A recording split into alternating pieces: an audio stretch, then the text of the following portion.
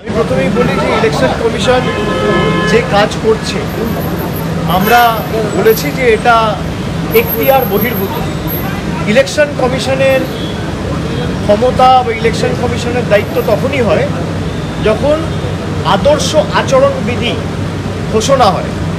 Model code of conduct লাগু হওয়ার পর থেকে ইলেকশন কমিশন রাজ্যের সার্বিক সিভিল এবং ক্রিমিনাল অ্যাডমিনিস্ট্রেশন, পুলিশ অ্যাডমিনিস্ট্রেশন নিজের হাতে নিয়ে, স্টেট মেশিনারি নিজের হাতে নিয়ে তাদের মতো চালায়, যাতে নির্বাচনটা নিরপেক্ষ হয়, আনবায়াসড হয়, ইম্পার্শিয়াল হয় এবং ফেয়ার হয়।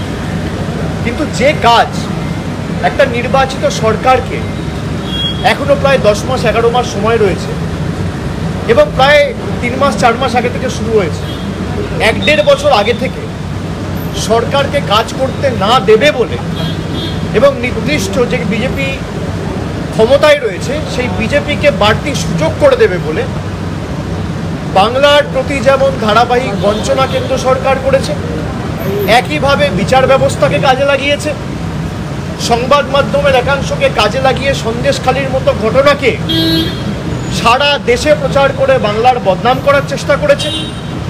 এখন ইলেকশন কমিশনকে কাজে লাগিয়ে যাতে বাংলার প্রকৃত বাঙালিরা, বাংলা ভাষায় যারা কথা বলে, যারা বাংলায় থাকে, তারা ভোটাধিকার প্রয়োগ করতে না পারে, প্রকৃত ভোটার যারা, তাদের ভোটের অধিকার কেড়ে নেওয়ার জন্য ইলেকশন কমিশন নির্লজ্জ ভূমিকায় নেমেছে।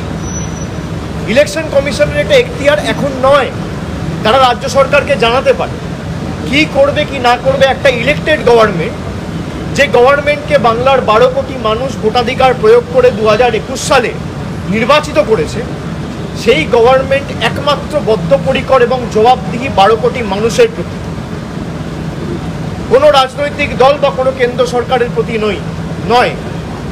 আমরা বিচার ব্যবস্থাকে সম্মান করি, কিন্তু যেভাবে 2021 সাল থেকে আজকে 4 বছরের মধ্যে প্রায় 50টার বেশি সিবিআই তদন্ত কলকাতার হাইকোর্টের বিভিন্ন বেঞ্চ থেকে কেন্দ্রীয় সরকার প্রভাব খাটিয়ে বাংলাকে ছোট করার জন্য এবং তৃণমূল কংগ্রেসকে চাপে রাখার জন্য যেভাবে হেনস্থা করেছে বাংলার মানুষ দেখেছে। এমনকি গত বছর এই সময় আরজি কর নিয়ে যেভাবে রাজ্য সরকারকে আক্রমণ করা হয়েছে, যেভাবে বদনাম করা হয়েছে, যেভাবে সারা ভারতবর্ষ জুড়ে দুর্নাম ছড়িয়ে দেওয়া হয়েছে, পরবর্তীকালে সিবিআই তদন্ত ভার গ্রহণ করার পরে যে কাজ কলকাতা পুলিশ 24 ঘন্টায় করেছে, তার বাইরে সিবিআই আজকে 1 বছর হয়ে গেল কিছু করতে পারেনি।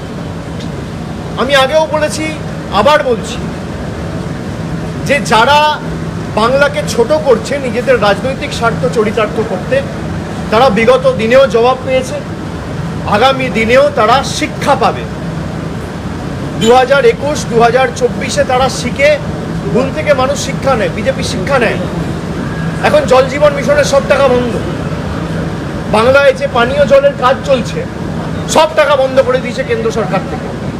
এখন শুধু 100 দিনের টাকা, বাড়ির টাকা, এখানে রাস্তার টাকা বা 100 দিনের টাকা বন্ধ নয়, জিএসটির টাকা বন্ধ নয়, এমনকি জল, যেটাকে আমরা জীবন বলে জানি, জলের আর এক নাম জীবন, মানুষ জল ছাড়া বাঁচবে কোথা থেকে, সেই জলের টাকা বিজেপি সরকার বন্ধ করে দিয়েছে।